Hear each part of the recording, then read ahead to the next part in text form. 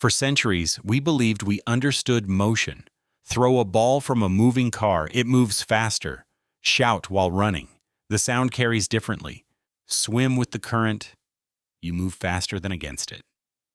Motion adds. That's how the world works. And then, there was light. No matter how fast you move, no matter where you are, no matter which direction you look, everyone measures the same speed of light. Exactly the same, not close, not almost, exact. And that single fact quietly broke our picture of reality.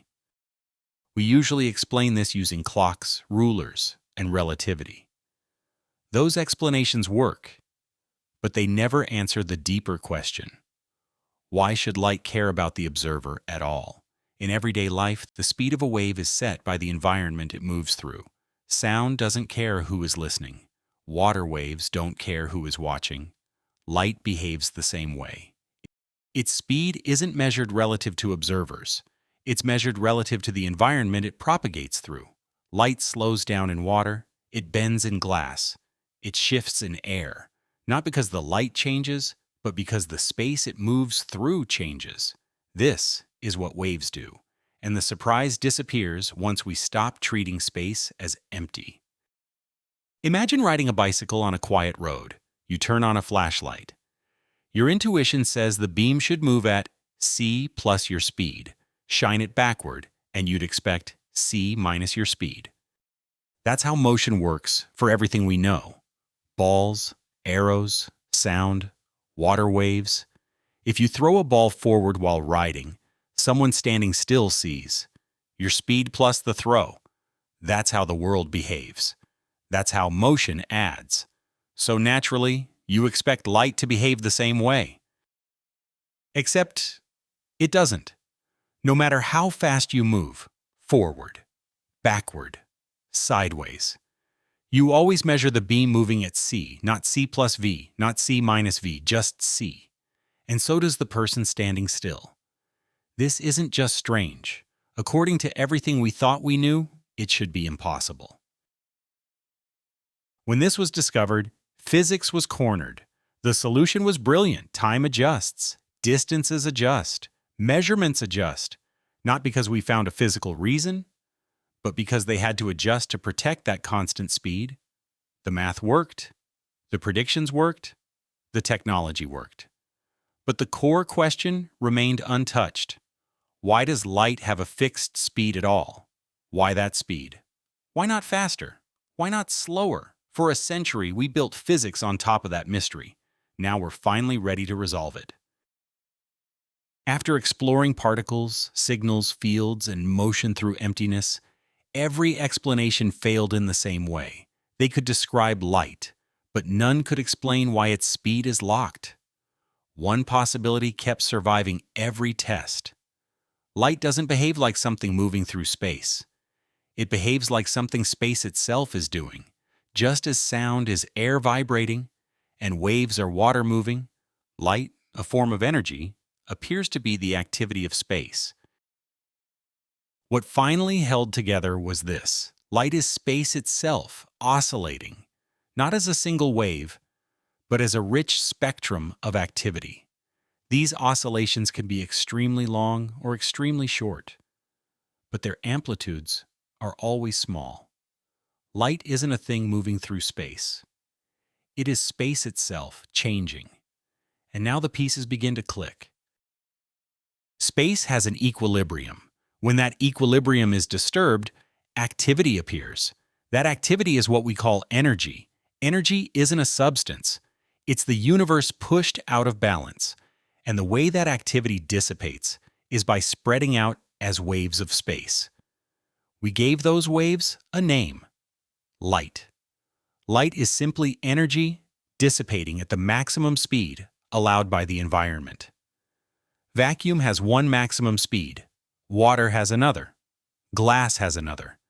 Inside any one environment, everyone measures the same maximum from the inside. Now that we know light is energy dissipating as waves of space, one fact becomes unavoidable. Waves have a maximum propagation speed in any environment. In water, water waves have a maximum speed. In air, sound waves have a maximum speed. In vacuum, light has a maximum speed. And here's the part we were never told. Sub-maximum speeds add. Maximum speeds don't.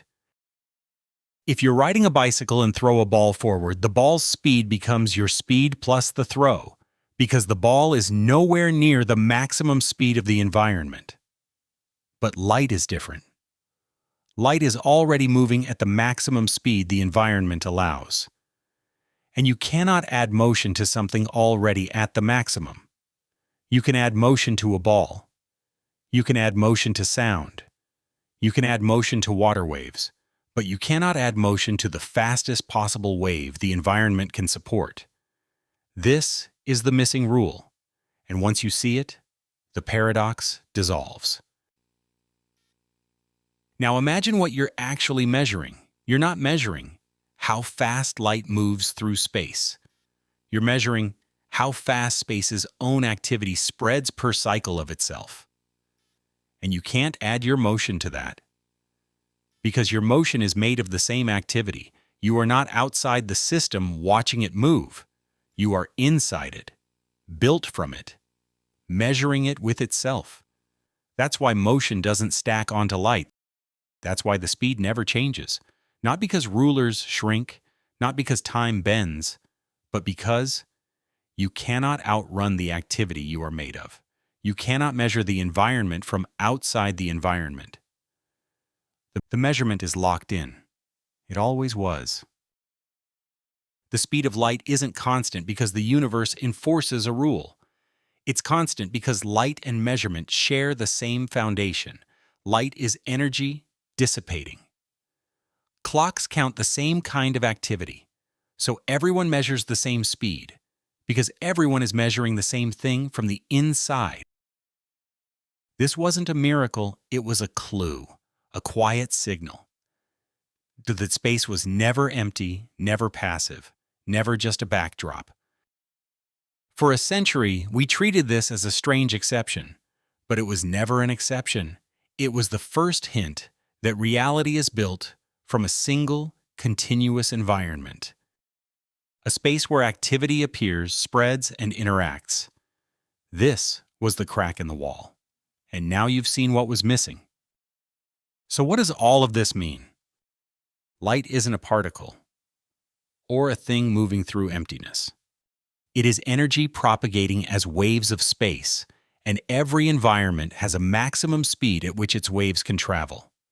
Matter, clocks, and rulers are made of that same environment, so they measure this maximum from the inside. You can add motion to anything below the maximum, but you can't add motion to the maximum itself. That's why a bicyclist, a rocket, and a stationary observer all measure the same speed. They're not measuring light moving through space. They're measuring the activity of the environment itself, using tools built from that same activity. In that sense, the constancy of the speed of light isn't an imposed rule. It's the natural consequence of living inside the medium, whose waves we're measuring. In the next episode, we confront something even more unsettling. Why do objects of different mass fall at the same rate? And once again, the answer is far simpler than we were ever told.